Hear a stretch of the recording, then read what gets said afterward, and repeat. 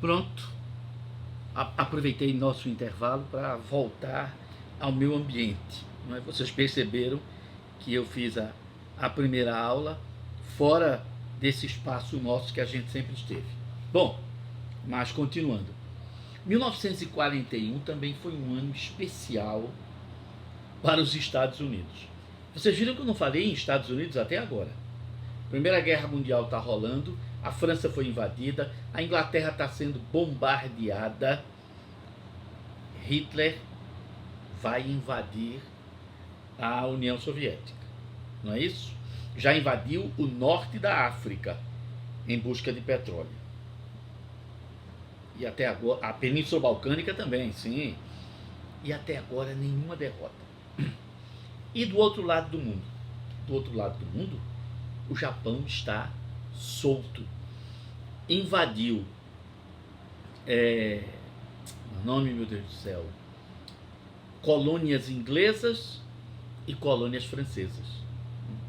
Dominou todo o litoral da China, inclusive com o apoio, não é, do último rei da China.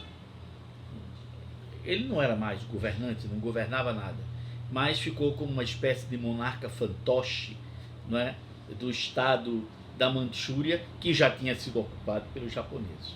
Os japoneses então dominaram o sudoeste asiático, o sudeste asiático, o que hoje corresponde ao Laos, Camboja, Vietnã. Invadiram também a Indonésia, que era colônia holandesa, e invadiram lá o Sião, ou Tailândia, que era colônia inglesa. Restava ali as Filipinas e a Austrália. Mas para dominar as Filipinas, o Japão teria que brigar com os Estados Unidos. E até então os Estados Unidos não tinham entrado na guerra. O Japão precisava dominar essas regiões. A Austrália era inglesa, mas para o domínio da Austrália era necessário primeiro o domínio das Filipinas. E os Estados Unidos tinham uma frota gigantesca, uma frota aeronaval, na verdade, não é? Uma estrutura aeronaval, ou seja, aviões de combate e navios de combate, inclusive porta-aviões, destroyers, torpedeiros, contra-torpedeiros, submarinos, o diabo a quatro, ancorados numa base no Havaí. Você sabe que o Havaí é um pequeno arquipélago, não é? No Oceano Pacífico, que está mais perto dos Estados Unidos do que do Japão. Mais perto é a maneira de dizer, não é? É água muita que você tem que voar para sair não é, da Califórnia, por exemplo, de São Francisco, você chegar até Honolulu, a capital do Havaí. Pois bem, essa base aeronaval era chamada de o Porto das Pérolas, Pearl Harbor. Vejam que eu digo Harbor na pronúncia inglesa, Harbor na pronúncia norte-americana, aí pouca diferença faz. Harbor escreve O-U-R e Harbor sem o U, isso no inglês norte-americano. Mas, continuando, enfim, o que pensaram os japoneses? Para que os americanos não possam defender as Filipinas e com isso a gente possa, das Filipinas, usá-la como trampolim para a invasão da Austrália, a gente precisa destruir essa base norte-americana. E assim, no dia 7 de dezembro de 1941, os japoneses, a chamada Operação Tigre, saíram do Japão, atravessaram não sei quantos mil quilômetros de mar para bombardear a base naval de Pearl Harbor. Foi um desastre. Dezenas e dezenas de embarcações americanas foram a pique. Milhares de pessoas morreram. Aviões foram destruídos. Porta-aviões também, submarinos. Uma catástrofe. Mas na prática, o que é que isso significou? Foi um erro do Japão. Sim, não esqueça que o Japão tinha assinado um acordo com a Alemanha. E agora formava-se o eixo Roma, Berlim, Tóquio. Que, para a gente lembrar, você pega as duas primeiras letras dessas três capitais e forma a palavra Roberto. Roma, Berlim, Tó. De Tóquio, né? Roberto. Pois bem, o eixo Roma, Berlim, Tóquio. Agora as três grandes potências militares, o Japão, a Alemanha e a Itália, estavam unidas contra o resto do mundo. E atenção, o resto do mundo agora também se compunha dos Estados Unidos. Por que foi um erro? Porque os Estados Unidos eram uma potência econômica que rapidamente pôde se transformar numa potência militar. Na verdade, Roosevelt, desde 1938, já estava investindo em atividades bélicas, em indústrias bélicas. Então os americanos já estavam percebendo que haveria uma guerra e que é melhor a gente se preparar, mesmo que os cidadãos norte-americanos não quisessem participar dessa guerra, ainda que os Estados Unidos tivessem acordos, tratados de cooperação militar com a França e a Inglaterra, e a França e a Inglaterra estavam em dificuldades. Para a Inglaterra e a França ocupada, a entrada dos Estados Unidos na guerra foi uma benção, foi uma maravilha. E a invasão da União Soviética pela Alemanha foi outra coisa maravilhosa. Por quê? Porque a essa altura os exércitos da Alemanha estavam espalhados pela Europa. Ninguém que queira dominar o mundo ou que dominar a Europa vai espalhar tanto exército por todo canto.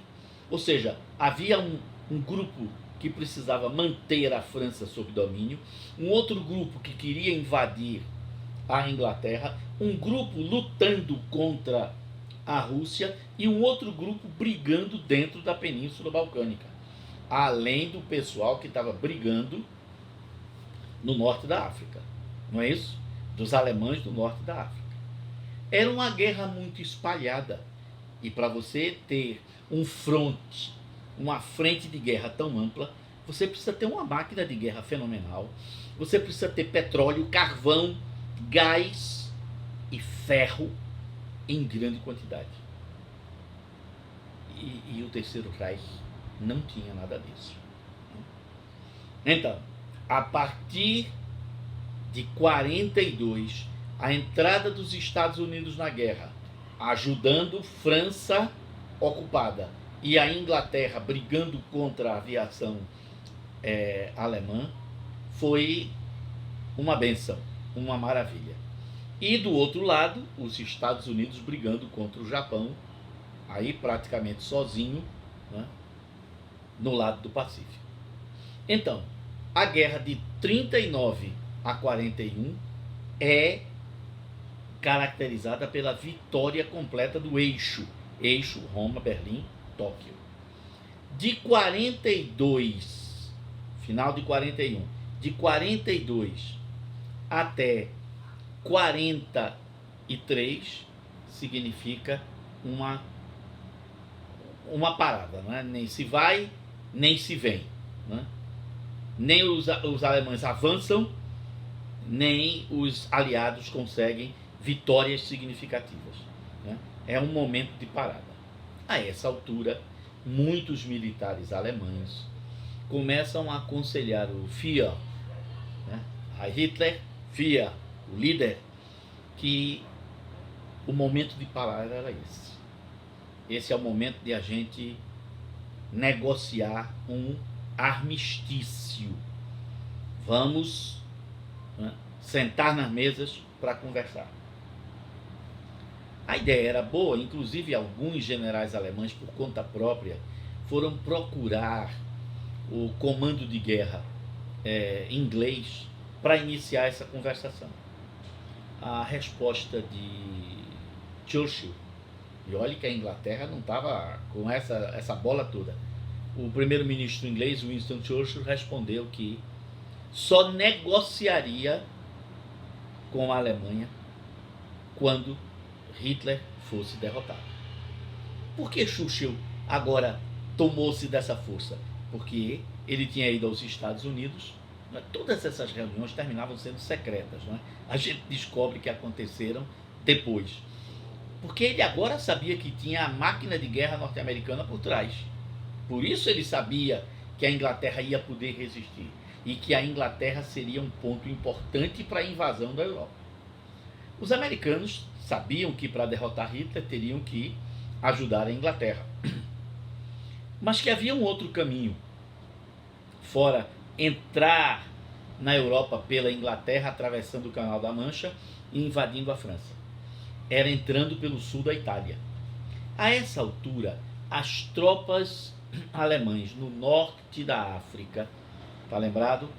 Rommel, né? Paulus von Rommel, a raposa do deserto, começa a sofrer as primeiras derrotas. 42 é o ano do equilíbrio.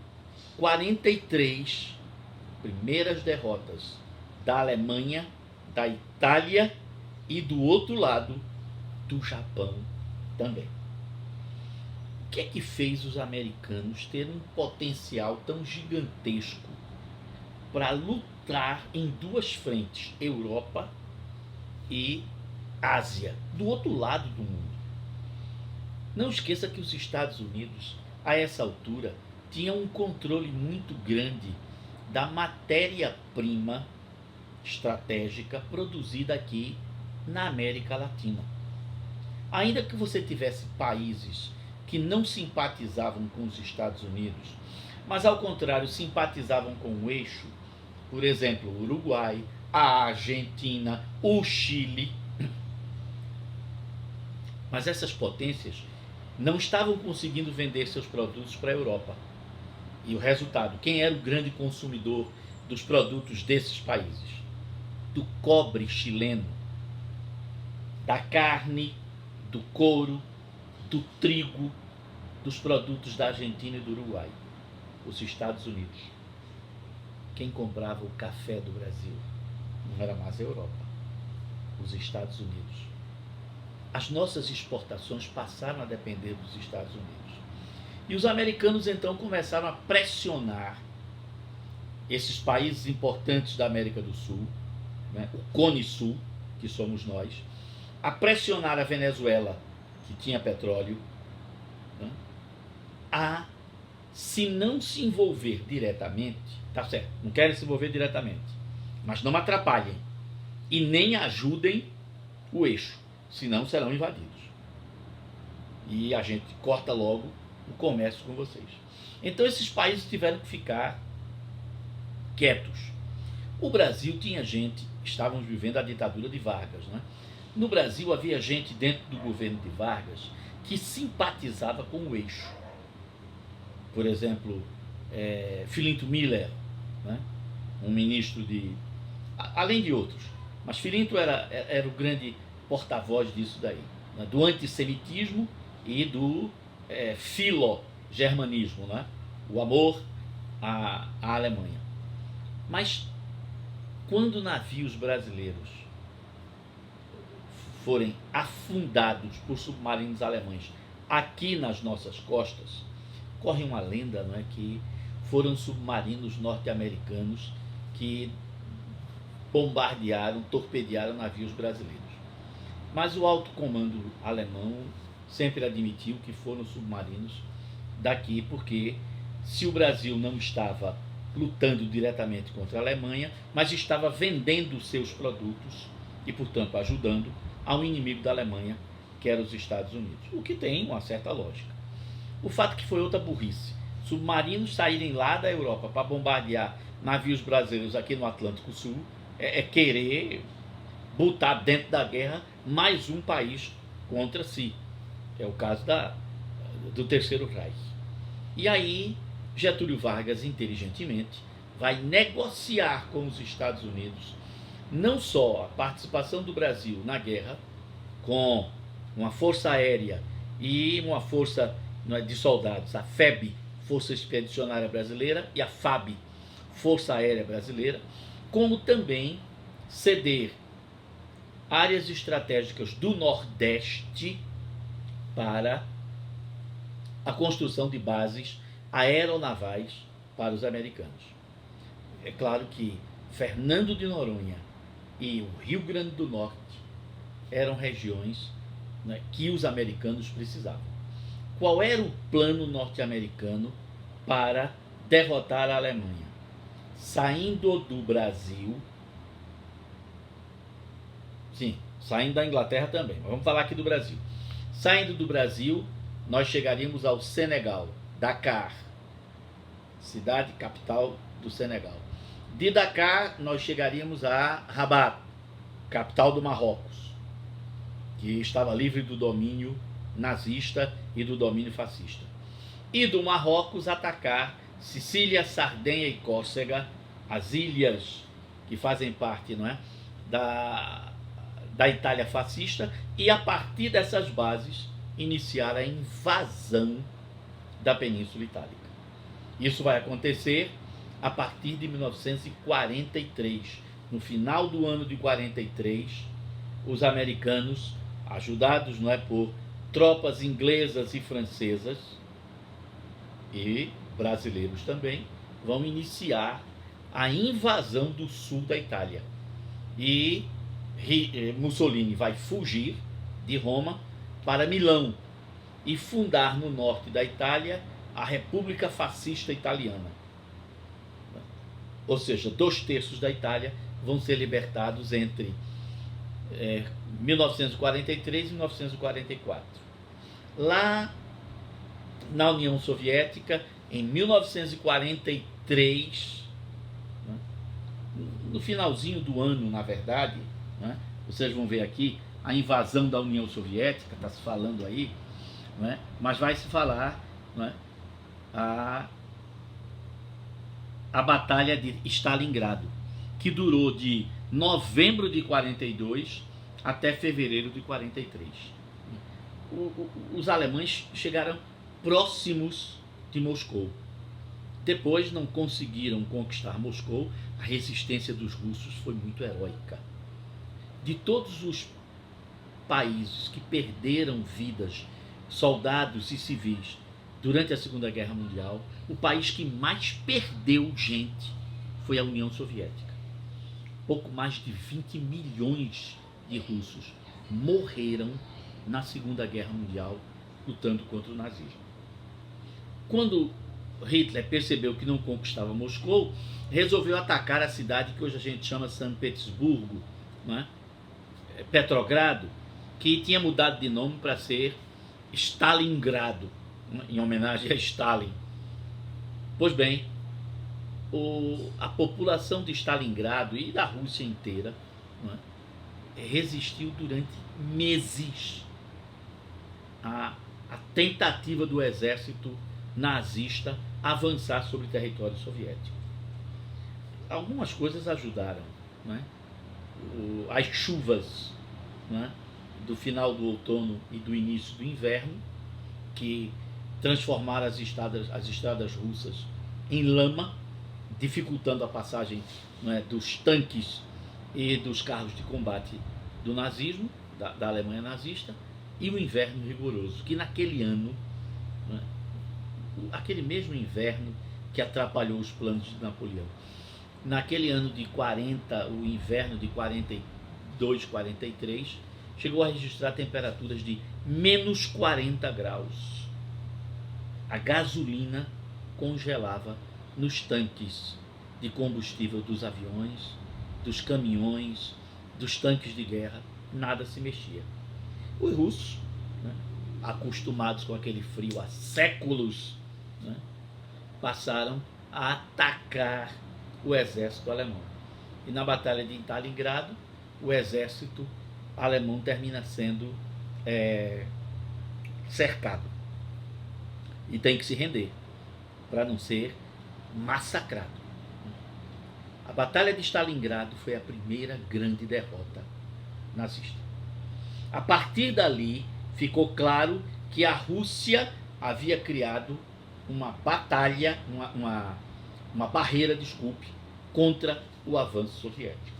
E aí os Estados Unidos, a Inglaterra, né, e o general de Gaulle, aquele que eu falei no início, que não concordou, né, em negociar com Hitler, e por isso ele se exilou na Inglaterra. De Gaulle era considerado o presidente da França livre, no exílio. De Gaulle não gostava de Stalin. Churchill não gostava de Stalin. Roosevelt também não gostava de Stalin. Mas foi Stalin que impôs uma derrota fragorosa aos nazistas. E, obviamente, eu precisava de Stalin nesse momento.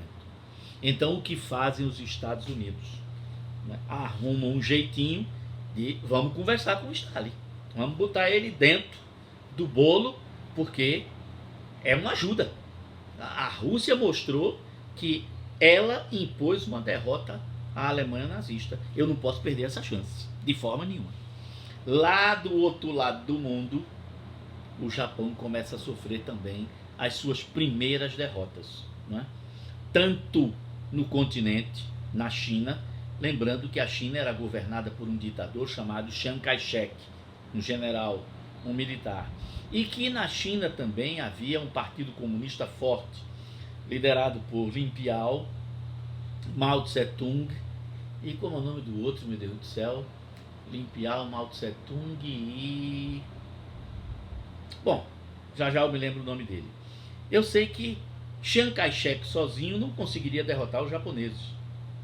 Os liderados por Mao Tse-tung sozinhos também não conseguiriam derrotar os japoneses, não é? Xu Enlai, pronto. Era a Santíssima Trindade chinesa. Mao Tse-tung, Xu Enlai e Lin Piao. Esses três líderes comunistas, então, resolveram fazer uma trégua com Chiang Kai-shek. Olha, a gente vai precisar de se unir porque nós temos um inimigo comum, que é o Japão. Quando a gente derrotar o Japão, a gente volta a brigar. Mas primeiro a gente tem que derrotar o Japão.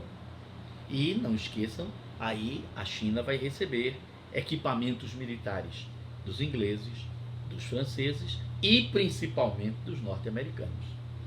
Veja que a indústria norte-americana vai fornecer equipamento militar para a Inglaterra, para a França.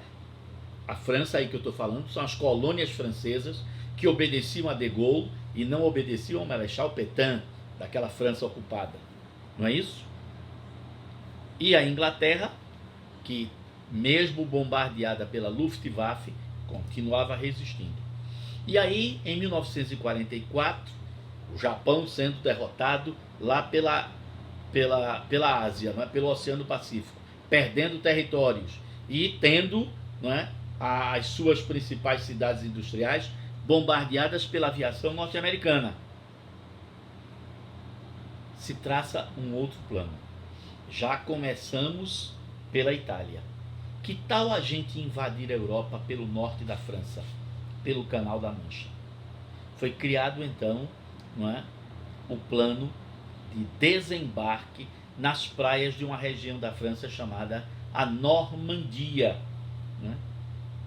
Que é a parte norte. O nome Normandia vem dos normandos, a parte norte da França, que fica mais junto da Inglaterra, separada pelo Canal da Mancha.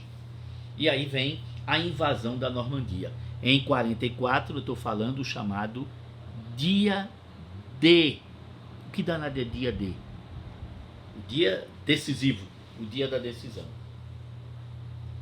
1 milhão de soldados vão desembarcar ao longo de uma semana aproximadamente nas praias da Normandia. É lógico que os alemães, né, vão tentar resistir, né, e impedir essa invasão. E será inútil. O dia 6 de junho de 44 marca o início do desembarque das tropas inglesas, norte-americanas e os franceses das colônias que se juntaram, né, para essa invasão. E pouco a pouco a França vai sendo libertada. Na frente oriental, a Rússia vai avançando, né, em 44. Vai avançando pela Polônia, avançando pela Hungria, vai avançando pela Romênia, Bulgária e cercando como é que se diz, a Alemanha, não é?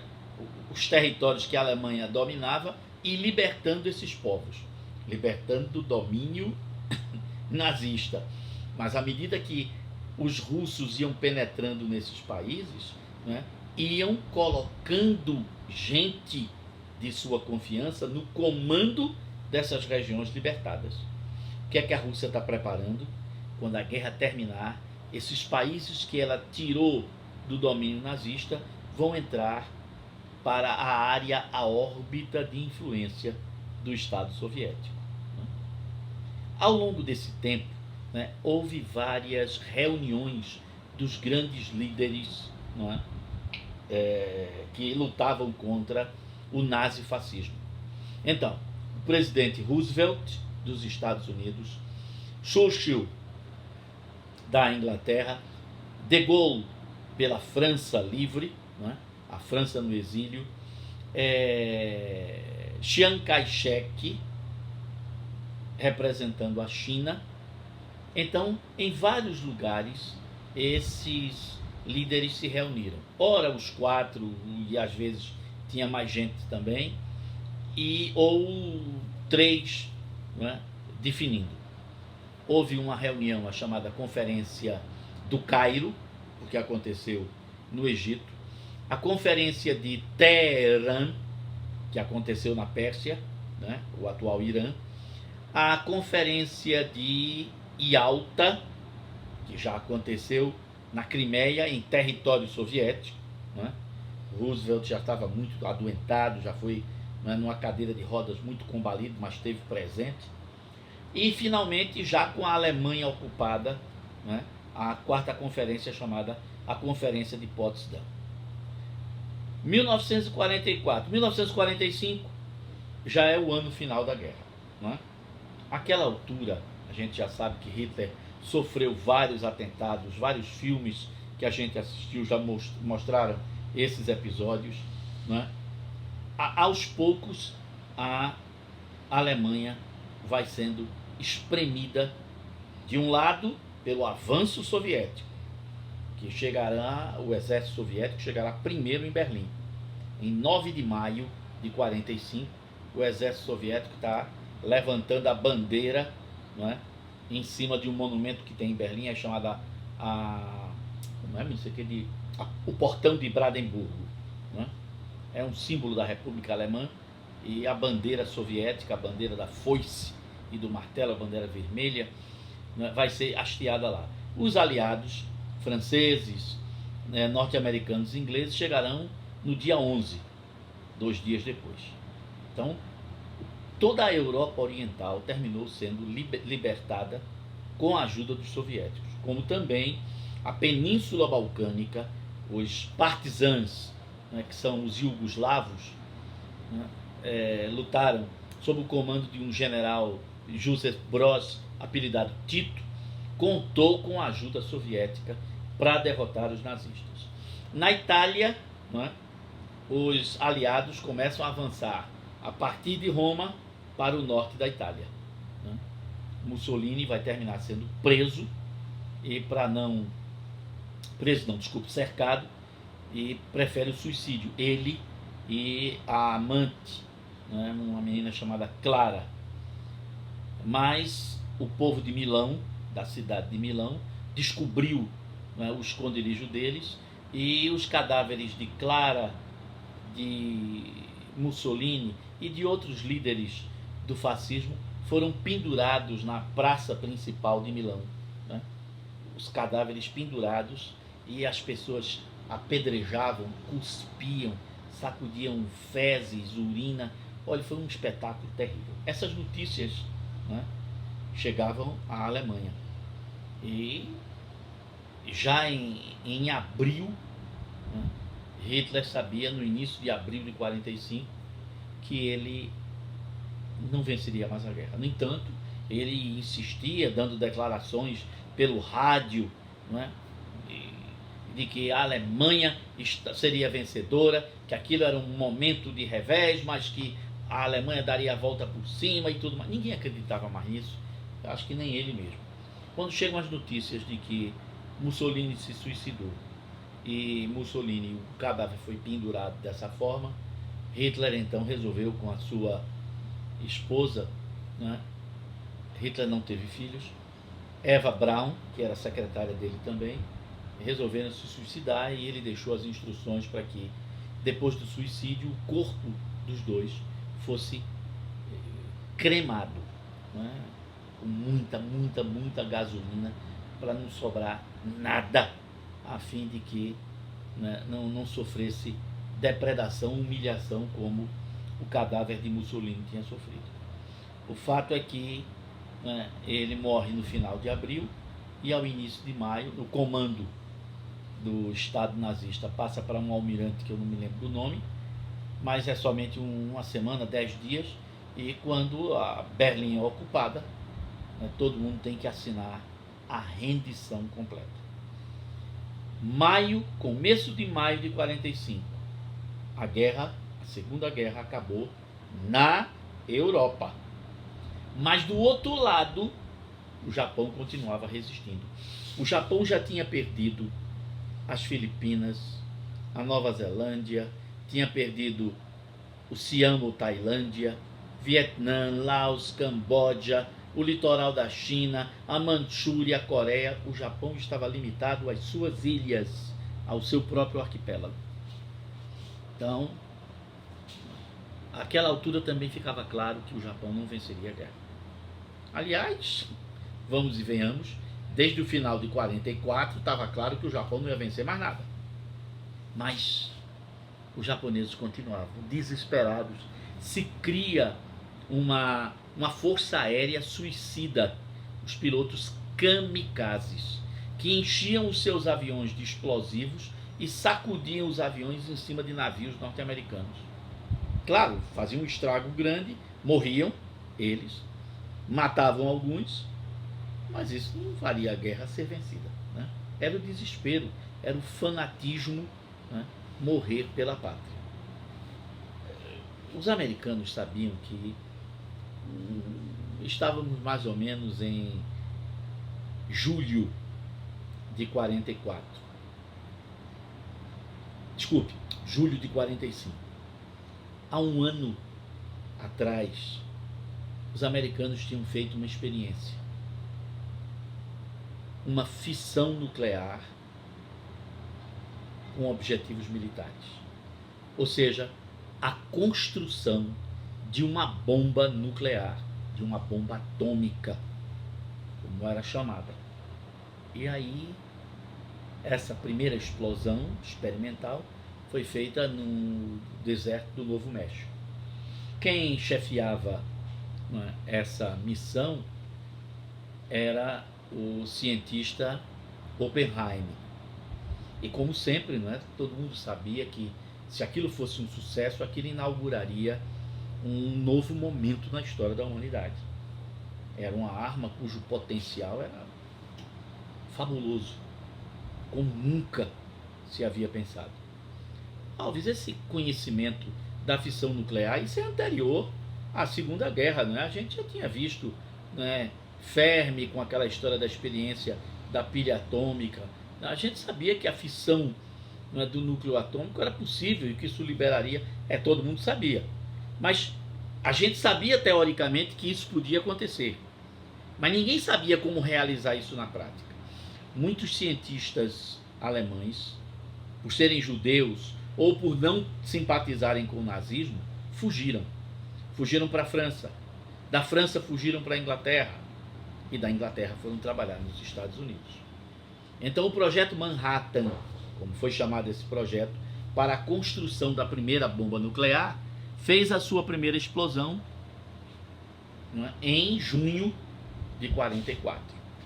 Pronto. Oppenheimer tinha preparado um discurso, né, para ler. Estamos inaugurando uma nova era da humanidade, aquele negócio todinho. Menino, quando a explosão aconteceu, que o pessoal viu aquele clarão e que tudo que estava ao redor foi simplesmente, não é, calcinado, virou pó. Oppenheimer disse: meu Deus, nós criamos um inferno. Sem dúvida nenhuma. Bom, a A partir dali, foram criadas 2 bombas atômicas e outras continuaram sendo feitas, lógico. O objetivo qual era? Se o Japão não se render até julho de 45, a gente vai sacudir 2 bombas em cima dele. Outra coisa também é que a União Soviética começou, né, lá pela Sibéria, a invadir áreas que eram do Japão. Significava o quê? Que Churchill, o primeiro-ministro inglês, alertou para isso: ó, a União Soviética vai dominar o Oriente também. E se ela entrar no Japão, o Japão vai se tornar comunista, igual aos países que a União Soviética libertou aqui na Europa Oriental. Então os americanos, né, tinham que, a essa altura aquele menino tinha morrido, Roosevelt, e o vice-presidente Truman não gostava de Stalin. Sabe de uma coisa? É bom a gente marcar território. E aí chega agosto, o início de agosto de 45. O Japão não se rende, 2 bombas atômicas cairão sobre 2 cidades japonesas. Hiroshima, 6 de agosto de 45, e Nagasaki, 9 de agosto de 45. Com essas 2 explosões, os japoneses se renderam. Em setembro, eles assinam a rendição, e em setembro de 45, ó, acaba a guerra lá no Pacífico. A Segunda Guerra Mundial termina definitivamente em setembro de 45. Mas as marcas dessa guerra vão continuar por muito tempo. Nem pergunte, que eu não vou responder. Isso vai ficar para a próxima aula, é claro. Até lá então.